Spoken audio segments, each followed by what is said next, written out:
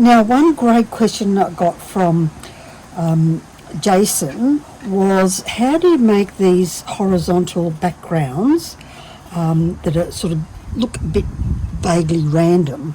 And we sort of looked at a thing called OPUS, let me see if I get this right, tessellatum. I could be wrong, so feel free to leap in there and say you're nuts. Now, the approach I'm going to demonstrate, which I'll hope everyone enjoys, is what I use for this creation, and I was really happy with the result. It's so pretty, but I only used 1/4 inch strips because I was using the Beatty stripper and it does 1/4 inches. With this one, I've got these pre-made strips some time ago from Mosaic Tiles Australia. You can buy them in coloured themes or just a straight colour or whatever you like. So I've pulled these colours out. While they look different, they're all sort of a medium colour, so we can sort of mess them up and see what we create. I've got some thin mirror strips which are left over from that project I was just showing you. You can cut these with a scorer, and well, I love these cute little tiny breaking pliers. Let me show you how they work. They're just so easy. You just pop that line there against it and give it a little squeeze, and it's just like a little tiny pair of second pair of hands. So if you're a bit nervous with breaking glass by hand, then these are awesome for small pieces. You might want big pliers if you're doing big glass, but you'll know that. And I think I've got another one here to show you just using my hands. So have the line going between your thumbs and break down. It just falls off nicely like that. So that's with a scorer and breaking pliers. Then we just toss them into a bowl at random if we want them to be mixed up. Did I say these strips are about 1.5 centimetres wide, or just over 1/2 inch? So that gives you a feel for it. And of course you can do these strips as wide as you want. If you're doing, say, a stepping stone, for instance, you might want them to be 2 inches wide and cut them at 4, 6 and 8, whereas these ones I've done at 2 centimetres, 3, 4, 5. So you pick whatever unit of measure you want. The other thing I thought might be cute is if we just have thin strips of mirror running through our little demo model, just for fun. Now the absolute best wheel nippers for cutting mirror are these C-bells, because you know my favourites are Lipinets. I don't go anywhere without those guys, and I also love the Montelids, but these absolutely brilliant on mirror. So we can just open it up to the right width. Silly me. Put it on the line you want, give it a squeeze, and you don't get any of the burring that you often get with other nippers. For some reason the rubbers seem to hold the shock absorbing component that shatters underneath, and it gives you a really clean cut. So if you're really into mirror and wanting to shape it, these are the ones for you. So I'm going to finish these off.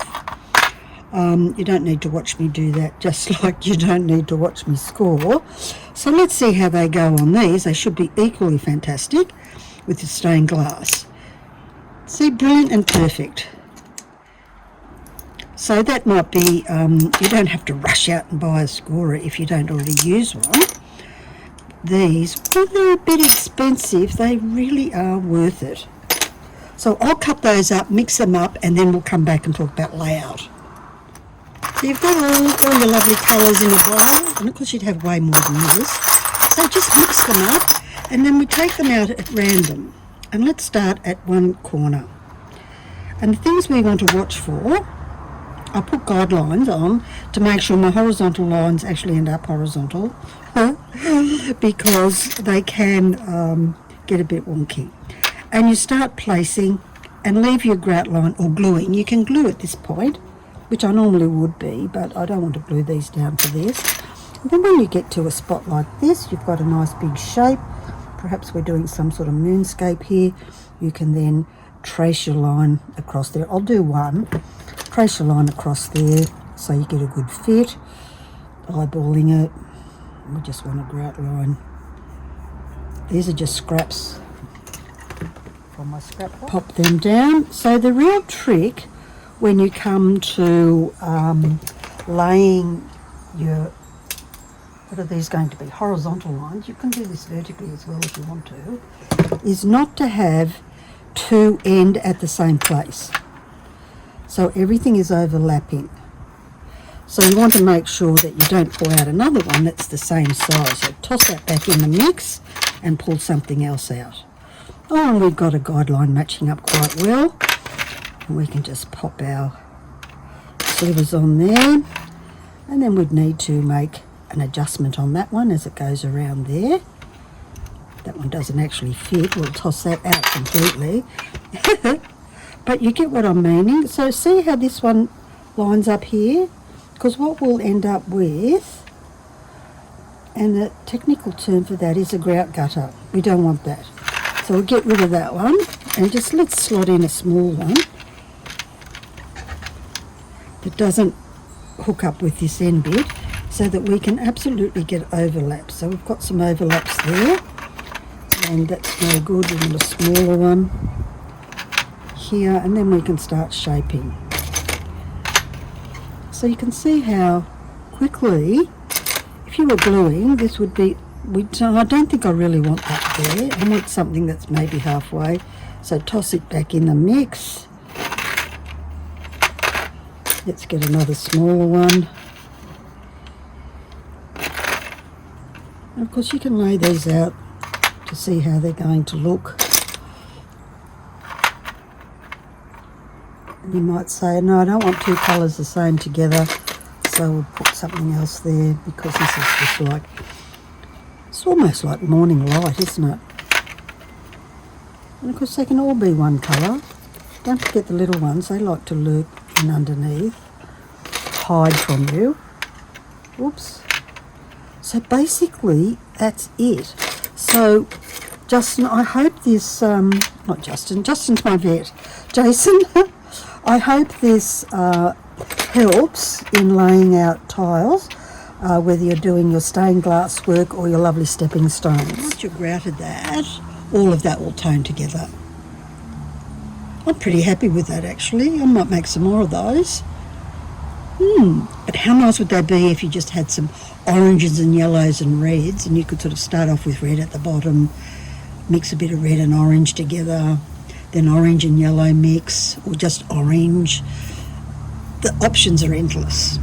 So have fun with that. Oh, silly me, I forgot the cute bit. Let's just shift these all up a bit and bring in a little row of mirror, just to add something sweet along the way. So same principles apply, except that it's just a little skinny min here.